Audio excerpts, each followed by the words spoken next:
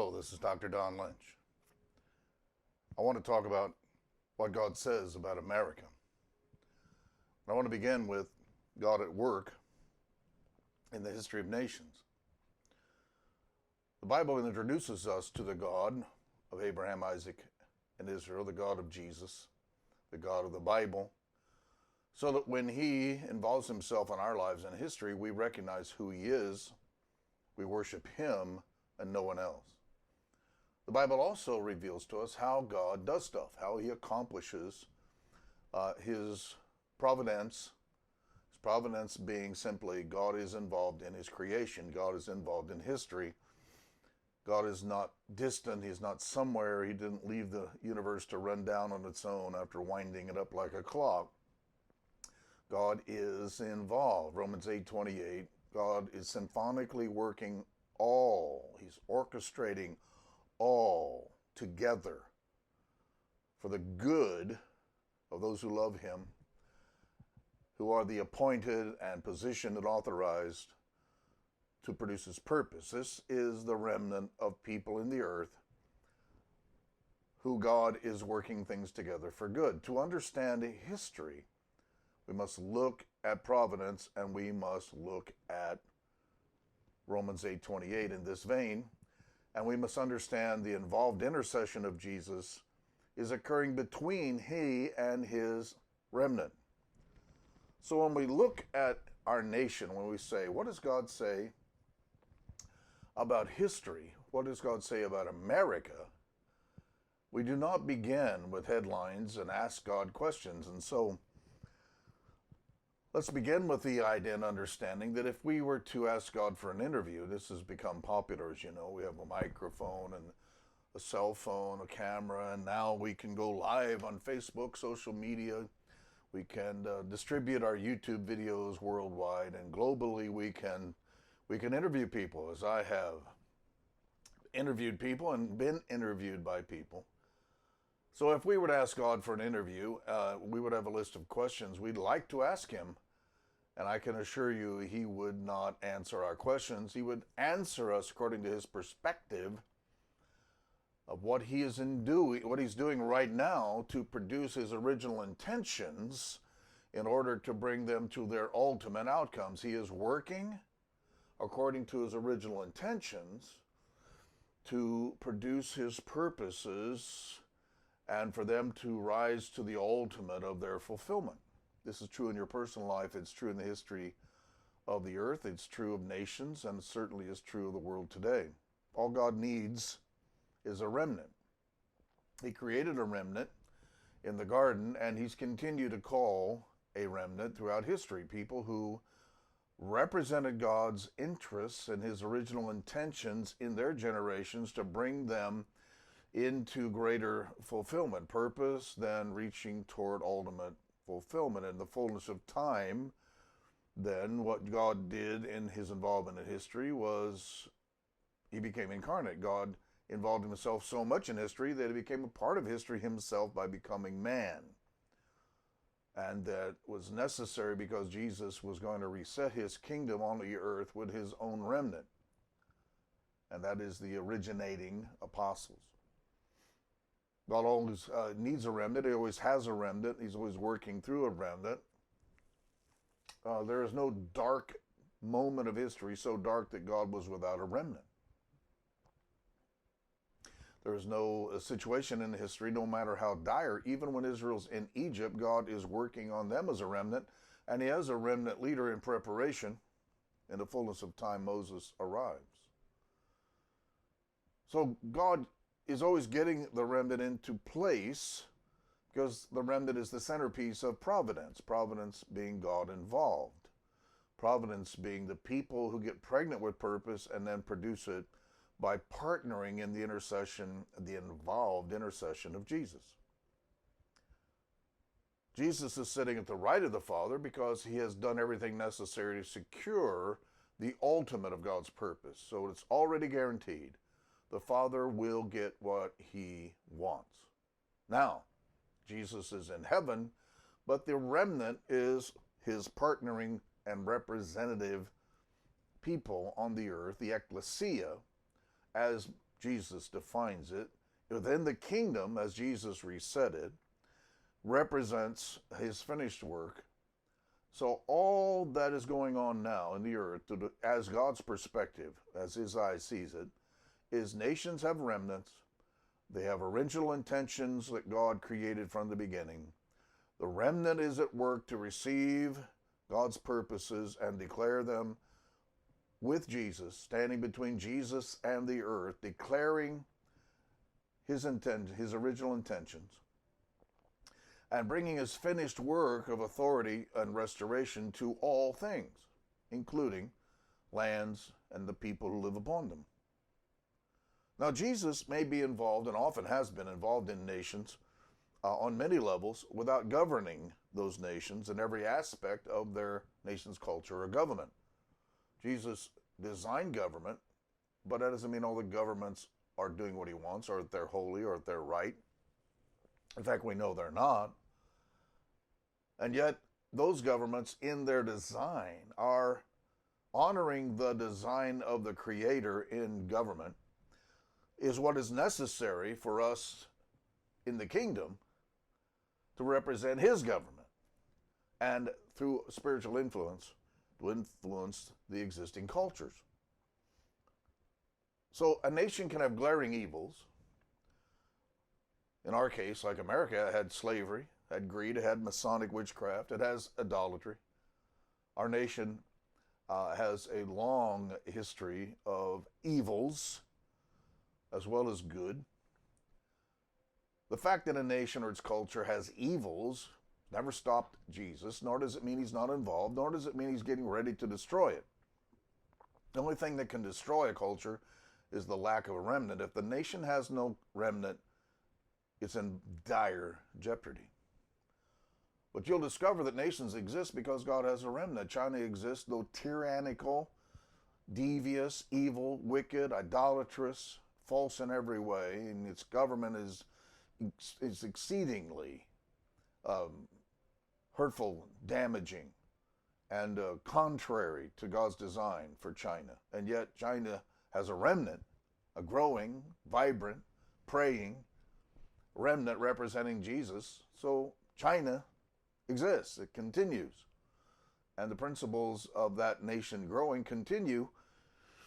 Just recently, of course, what God has done is trimmed back China's influence. It had grown from 6-7% in a decade of time to nearly 30%, and was approaching a point of no return in its control and influence in the nation, in the global economy. So God pushed it back because he will not allow tyranny to rule this earth. But nations have these glaring evils, and America has had them as well. But when I asked Jesus if I involve God in an interview, Jesus will reveal what he sees in a culture that he created to represent him.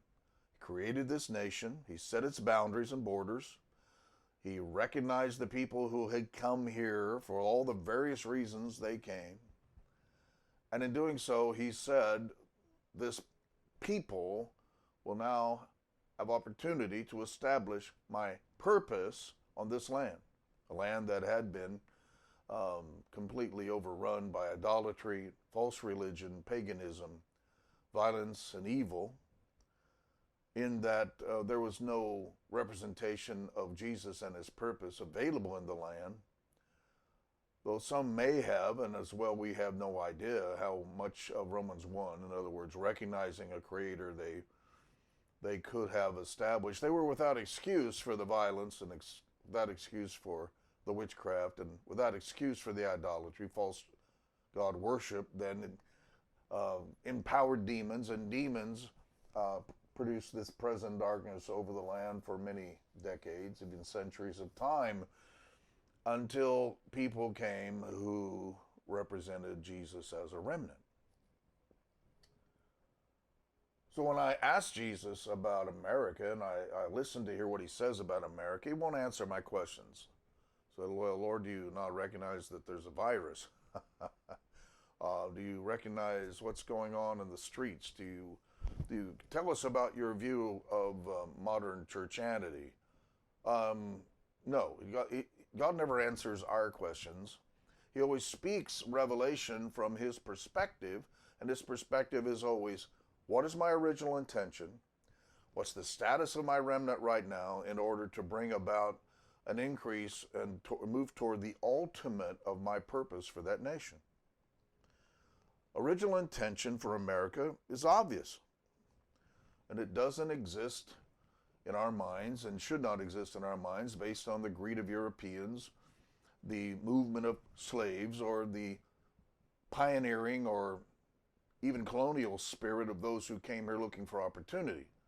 The original intention of the United States was that it become a fathering nation, preaching the gospel to the nations, becoming a bastion of liberty and a new paradigm and model through our Declaration of Independence and our Constitution of the new presuppositions of liberty, which would allow God to be more involved in individual lives, producing individual destiny, and more involved in the purpose of nations than ever before in history. It was a vast improvement, though imperfect. There are enough of the principles of God in those institutionalized presuppositions of liberty that we have enjoyed the greatest favor of heaven simply because the nation had enough of God's principles at work to produce prosperity. It does not mean that everything that was in the nation was good. The Constitution measured slaves in a certain way in order to diminish the power and voting representation of southern states, because the founders did not want slave owners to have great power, nor slave states to dominate, because they opposed slavery. They saw that the progress of this nation would eliminate slavery and would offer opportunity to every person, regardless of race or skin color, language, or country of origin. It would be a place where men would have the opportunity to do what God created them to do, and because they could be who God created them to be. And so they involved their discussion points of founding the nation as this is the will of God, or providence, God involved in history, because we recognize the Creator has given inalienable rights. So if I ask God for an interview about America, what God says about America will be about original intention, not about history or what happened. He won't discuss with us the evils of slavery, but he will discuss with us the fact that every person who is here, no matter how they got here, that today is their opportunity to base their lives not only in the original intention of America, but the original intention of their own personal creation, to be a part of this generation, living in this nation, in order to do what God is interested in doing right now, be a part of a remnant that partners with the involved intercession of Jesus, getting pregnant with purpose and birthing with our mouths that which contributes to the Father's symphonic orchestration of all things together for good for those who love Him. They have His passion, and they have been authorized to represent and produce His purpose. God is interested in original intention, what the remnant's doing now, and how this will bring greater fulfillment, even ultimate fulfillment to His purpose for this land and people. God sees the remnants of other nations. Now, when I say these remnants, I'm not saying they're God's remnants. I'm saying that they were remnants coming from other nations and other cultures, so that the United States has a representation of cultures from every other continent. Africa, Asia, Europe, South America. We have representation from every other continent upon the earth. Even have penguins from Antarctica in our zoos. The point being that God wanted there to be in this nation people who could bring to this nation unfulfilled kingdom purposes from the nations of Africa and Asia and Europe, Australia, and every part of the world. You say, why is that true? Because his original intention was that America is a fathering nation, preaching the gospel to every nation, and providing a new model or paradigm through which the inherited purposes of other nations, which have not come to pass, would then have an opportunity. We are here to build remnants in every nation upon the earth. We're not the only fathering nation, but God has called us as a dominating fathering nation and blessed us. The Americas represent hope for the rest of the world.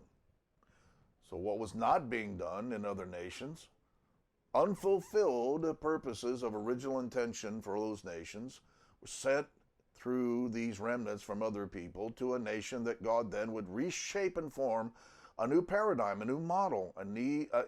There would be hope in America that would sound hope to every nation on the earth. Now, this has been an imperfect process. The same greed produced the influence of greed. The same slavery produced the influence of slavery. The same false manifest destiny produced a false destiny.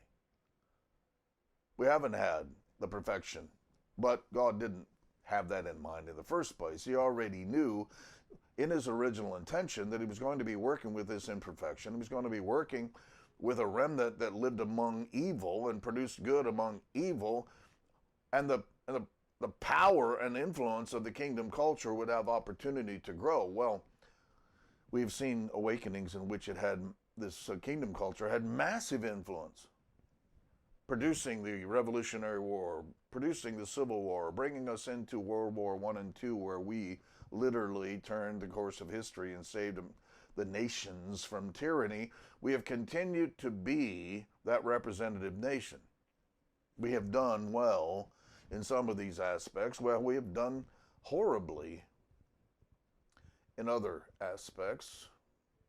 Yet when God looks at us, what he looks at is his original intention, the present remnant, and what needs to be done now to continue bringing that original intention toward its greatest fullness and ultimate fulfillment. God hates slavery. He didn't use slavery to bring people here, but once people were here, and because of slavery, because of history, slavery brought many cultures to this land, and God rejoices, and so does the remnant, because the remnant is composed of people from these cultures: European, African, Asian, South American, Australian. God hates greed. But greed that brought many colonists here, although let me clarify that not everyone came to this land because of greed, nor were the originals who stepped foot here motivated by greed. God knew that greed bringing colonists, and those who had come, perhaps those even who raped the land and have been guilty of misappropriating the assets of this land for other purposes other than kingdom purposes. And certainly this is true, that there has been a contribution to the global conspiracy or the Antichrist conspiracy, a spiritual conspiracy as old as the Garden of Eden, to rob the Messiah, Jesus, of his original intention in America. All these things have been here, but what he looks at is the remnant, because the remnant has remained constantly strong enough to bring America forward into days of opportunity. If I were to define mercy, explain mercy in history, then you would see that the reason why evil continues is because God is merciful. In other words, the moment this nation did evil things, without mercy, God would have the right and would be a just God to destroy this nation. He has not destroyed America. He is not destroying America now. He has no intention of destroying America in the future, because he's looking at his original intention, his present remnant, and how this remnant still has the spiritual power and influence to bring about greater fulfillment of his purpose for this land as a fathering nation who preaches the gospel and brings hope and a new model and paradigm of liberty to every other nation on the earth. Many have arrived as pioneers of the expansion era, when it was time in God's mind for other continents to expand populations into the Americas. God saw it coming. Some came looking for a home, and they found it here. And God had his own definition of manifest destiny, which is much different from the unbelievers. But God did manifest destiny during the settling of a new people in and upon the land.